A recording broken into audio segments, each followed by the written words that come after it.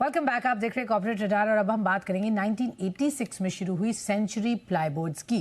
16,800 crore rupees की market cap वाली company है। Plywood, veneer, laminates, MDF, particle board और अलाइड प्रोडक्ट्स बनाती है। अच्छा बड़ा ब्रांड है जो काफ़ी सालों से लीडरशिप पोजीशन में है। नतीजे देख लेते हैं। सालाना आधार पर आय 6% बढ़कर 935 करोड़ रुपीस पर आई, लेकिन मुनाफा एक्चुअली यहाँ घटा है। 23% की यहाँ गिरावट देखिए एट 63 करोड़ रुपीस।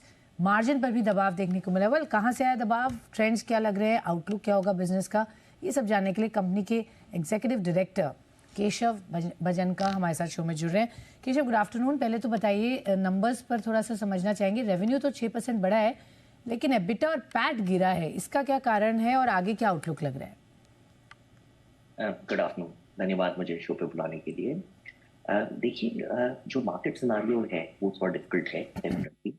और अगर हम सेगमेंट वाइज बात करें तो प्लाईवुड में एबिटा जो गिरा है उसका मेन कारण एक ही है कि प्लाईवुड में कुछ एडिशनल मार्केटिंग एक्सपेंसेस थे और Q3 हमारे लिए थोड़ा वीक क्वार्टर जाता है।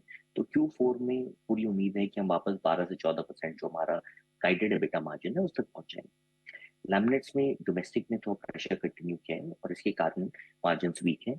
इस क्वार्टर में भी जो अभी का क्वार्टर आ रहा है उसमें भी हम मार्जिन को मेंटेन करेंगे और हम ग्रोथ।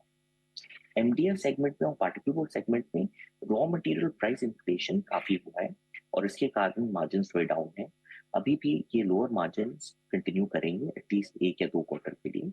लेकिन एमडीएफ पार्टिकल बोर्ड में बीआईएस का इम्प्लीमेंटेशन हो रहा है 11 फरवरी से।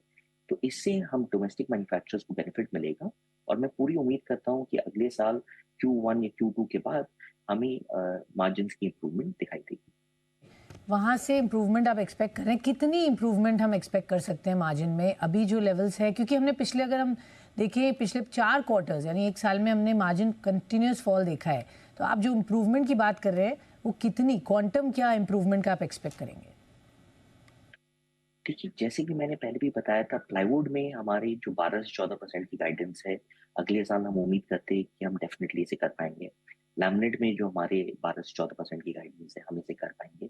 एमडीएफ और पार्टिकल बोर्ड में बोलना मुश्किल है, लेकिन जो हमारा अटेम्प्ट रहेगा कि 1-2 क्वार्टर लोअर मार्जिन होने के बावजूद हम करीब 20% तक का एबिटा मार्जिन प्रयास करेंगे। का बेटा मार्जिन आपने कैपेक्स भी लाइनअप किया है, अनाउंस किए हैं 2000 करोड़ रुपए इन new plant in Andhra Pradesh. थोड़ा सा डिटेल्स बताएंगे इस प्रोजेक्ट के लिए, कब तक एक्सपेक्ट करेंगे प्रोडक्शन यहाँ स्टार्ट होगा, इसका इम्पैक्ट क्या होगा in terms of your overall capacity?